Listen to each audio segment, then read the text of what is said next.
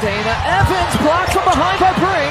3 this season, and she shot that throughout her career. It's amazing. Brink with the long 2. Having Brown out, so it will be Aari McDonald the rest of the way for the Sparks. Well, and Kurt Miller again. She has not played, and she has in the past been kind of a mercury breaker. Yeah, 14 points. Her career high came against Phoenix. Yo, what's good, Hoops Talk Central fam? It's your boy, and today we're diving into one of the most exciting storylines going into next WNBA season. Cameron Brink's comeback. Yeah, I know her rookie year didn't go as planned with that ACL tear, but let's be real, setbacks like that make comebacks even sweeter. So let's talk about what she's bringing to the table, the numbers she put up before her injury, and why I think she's about to go off in her sophomore season with the Los Angeles Sparks. Let's get it. Alright, let's start with what she did in her first 15 games. Short sample size, yeah, but there's a lot to unpack. Brink played all 15 as a starter for the Sparks and averaged 22 minutes a game. That's solid for a rookie, and she showed flashes of what she could become. She dropped 7.5 points, 5.3 rebounds, and 1.7 assists per game, all while shooting 39.8% from the field and an impressive 84% from the free throw line. Not bad, right? But here's where it gets interesting. When you break it down by home and road splits, you can see she was figuring it out. At home, she was a problem. 10.1 points, 6.1 rebounds, and 2.3 assists per game on nearly 49% shooting. On the road? Not so much, but that's expected for rookies. Adjusting to new arenas, different vibes, it's all part of the process. Still, even with those inconsistencies, her potential was crystal clear. This is the kind of learning curve that rookies face, and Brink was starting to adapt before her unfortunate injury. Let's talk defense real quick. In just 15 games, Brink recorded 25 steals and 16 blocks. For a rookie, that's elite defensive potential. She's got that length, that timing, and that hustle that coaches love. Y'all, we're talking about a player who could become one of the best defenders in the league if she stays healthy. Think about it. Her trajectory had her averaging over 1.5 steals and 1 block per game in just 22 minutes a night. Imagine what she can do with more experience, better conditioning, and more minutes on the court. Brink has all the tools to be a defensive anchor for the Sparks, a rim protector, and someone who can lock down on the perimeter. And with the Sparks' focus on building a strong defensive identity, she's in the perfect system to shine. Her defensive presence isn't just about the numbers though, it's about how she impacts the game. Brink has a way of altering shots, making ball handlers think twice about driving into the lane, and bringing that gritty energy that every great defender needs. You know that type of player who makes opponents adjust their entire offense. Yeah, that could be Brink. She's got that dog in her, plain and simple. And honestly, let's just say it, Cameron Brink might just be the most liked player in the WNBA. Like, have y'all ever seen someone who can do no wrong? She seems like the nicest person on and off the court. She's got that wholesome vibe that makes you want to root for her every time. All right, now let's talk about where she can level up. Her shooting splits from deep were kind of rough. 32.3% from 3. But yo, she's not scared to let it fly, and that's what you want to see. The confidence is there. The consistency will come. I'm betting she's putting in work this offseason to sharpen that stroke.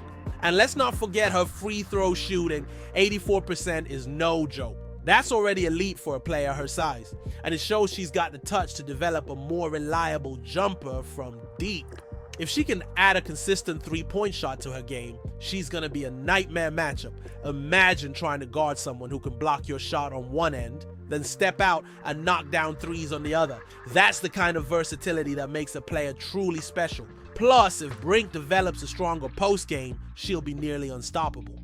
Her ability to stretch the floor and bang inside gives the Sparks endless options offensively. Now, let's imagine for a second she didn't get hurt and played a full season. Based on those first 15 games, she was on track to average around 8 or 9 points, 6 boards, and a couple of dimes. Add in her defensive impact, and we're talking about a really solid rookie campaign. But here's the thing, injuries can't stop greatness. They just delay it. Brink's rookie year gave us a glimpse of what she could do, and that glimpse was enough to get Sparks fans hyped. Her potential screams future all-star. Speaking of workouts, did y'all see that clip of Brink getting shots up at the unrivaled basketball league practice? Yo, that's what I'm talking about. Watching her move on the court with the Lunar Owls, getting back into rhythm and confidently knocking down shots is a huge sign that she's on track to come back even stronger. She's clearly been putting in the work to rehab that knee and get her skills sharp. Seeing her in action like that, man, that should have every Los Angeles Sparks fan hyped for what's next. And let's not forget, being around the competition and energy at Unrivaled is only going to make her even more game ready. So what can we expect in year 2? If she's fully healthy, I think we're looking at a breakout season. My prediction: Brink's gonna average 12 points, 7 rebounds, and 2.5 assists per game with at least 1.5 steals and 1.5 blocks.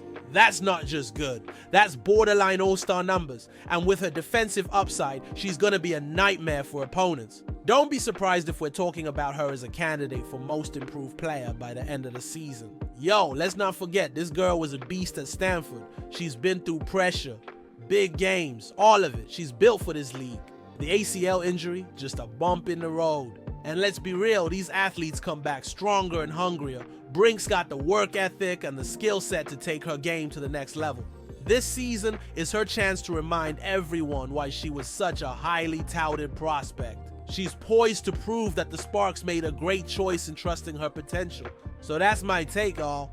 Cameron Brink's about to remind everyone why she's one of the most promising young players in the WNBA. And let me throw this out there. If Brink levels up like I think she will, and if Rickea Jackson builds on her rookie season under the leadership of the Sparks' new head coach, Lynne Roberts, alongside a proven vet like Dearica Hamby, the Sparks could be a serious problem down the line. They've got the pieces to become one of the most exciting teams in the league. With youth on their side, a coach with fresh ideas, and veterans ready to lead, this squad could really surprise a lot of people this year. This team has the potential to blend youth, defense, and experience in a way that can really shake things up in the WNBA. So what do you think? Am I hyping them up too much? Or is this about to be the season where the Sparks remind everyone why they're a franchise to watch? Let me know in the comments, and don't forget to like, subscribe, and hit that notification bell for more WNBA content. Peace! You say blondes have more fun? Of course we do. Of course we do! Natural blondes! Me too! Okay. Well, we're here with Mother, Skylar. And when I say mother, you're like queen mother. Thank you! You face card every single game. Style queen. I'm so proud of you! Look who's on my side. Yes! Can you tell everyone why you know sign language? No. I took it as my language in college. I saw you sign language in band one day and I was like, I loved it because this is how I say I love you. Yeah. Okay, this is an assumption, I guess, but I think yellow and purple or gold and purple are not your favorite colors. Like the Sparks. Still go drink. Will you let me walk your dog?